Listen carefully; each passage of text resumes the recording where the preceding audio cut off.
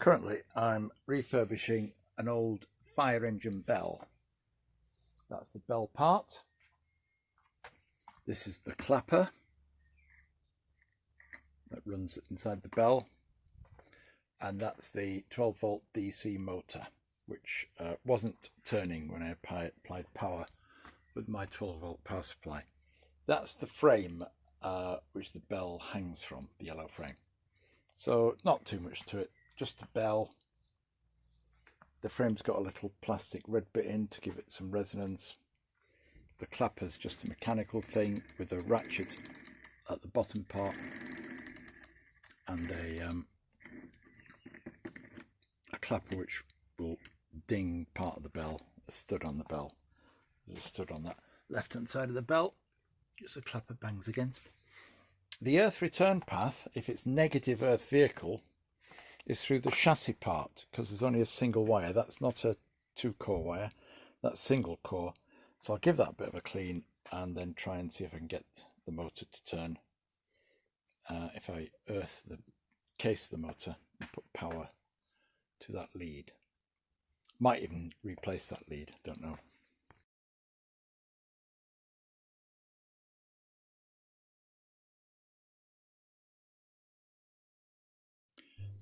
Well, the clapper has a label saying Francis Searchlights. The volts, 12 volts. There's a serial number which has come off, can't read it. Or it never was on there. It's not been engraved with one anyway. This one, motor, type EK5081, volts, 12 volts DC, HP 0076, pounds and inches, first gear ratio, okay, RPM 1000, intermittent rating, winding is shunt, and it's got serial number, made in England, but no manufacturer's name. There we go.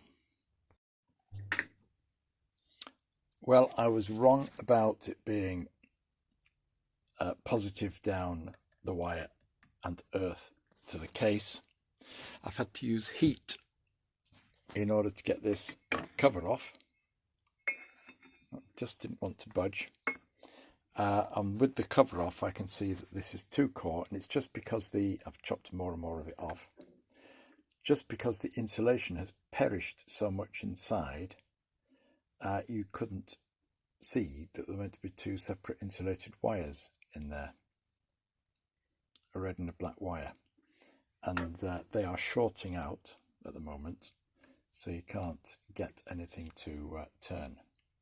So that wire is going to have to be replaced with a 2-core wire. And in order to get at it seems to be attached or soldered onto the stator windings, not the rotor windings. So it looks like I'm going to have to take the frame apart.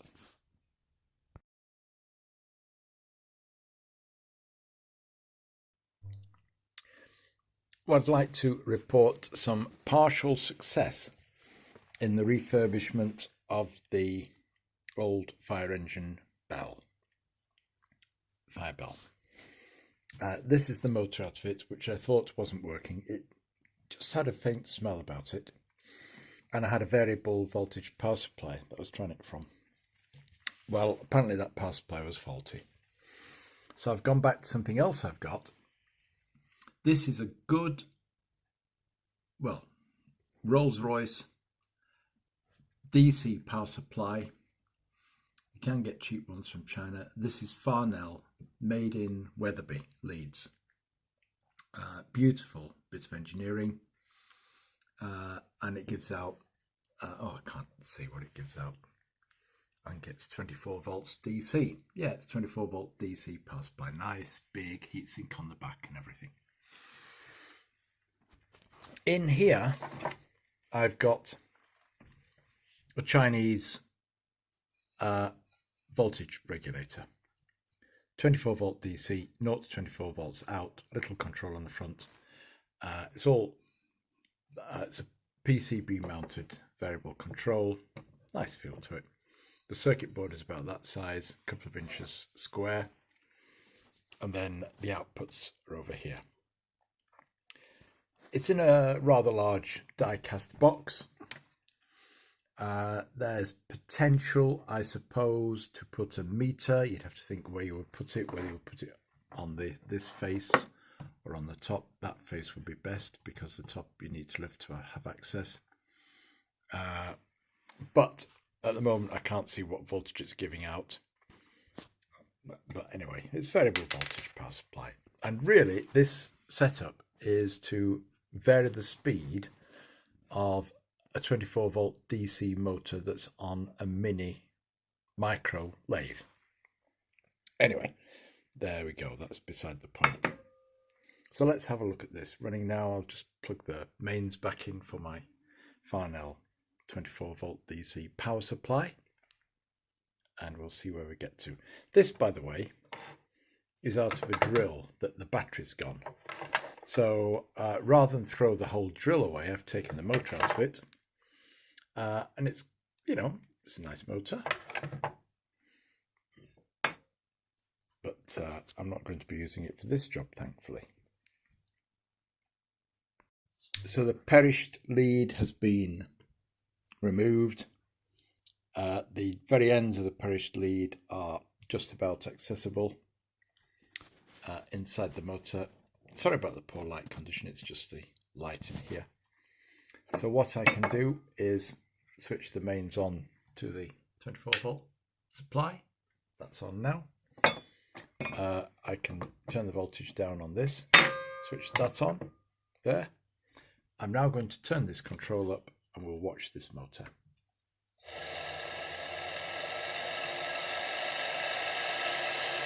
How beautiful is that? No arcing on the commutator. I don't really think that needs a clean. The brushes are in good condition. I put new grease into the bearings at both ends. I think there's a little bit of bearing noise.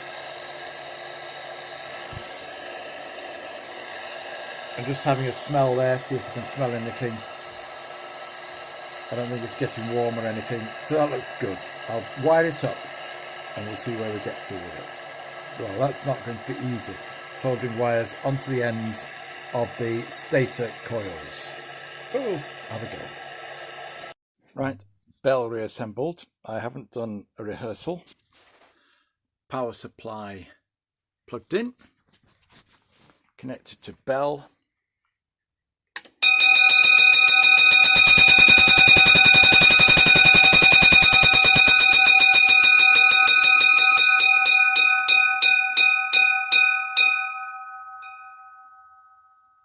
That's pretty loud. One more time.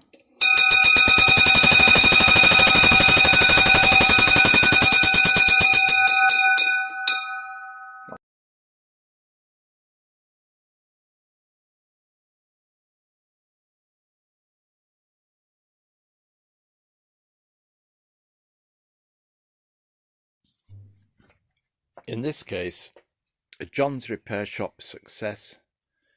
The old fire engine bell is now functioning, and a quick, relatively quick polish with chrome cleaner has brought it up quite nicely. There are whatever blemishes on it. It's not a purely spotless bell, but it's certainly shining more with a bit of that chrome polish onto it. And certainly from a distance it will look the part. The only question now is, where do I display it or mount it? Would you like to hear it once more? Let's plug the power supply in. Is that the power supply? Yep, okay. There's the Farnell power supply. Look at that.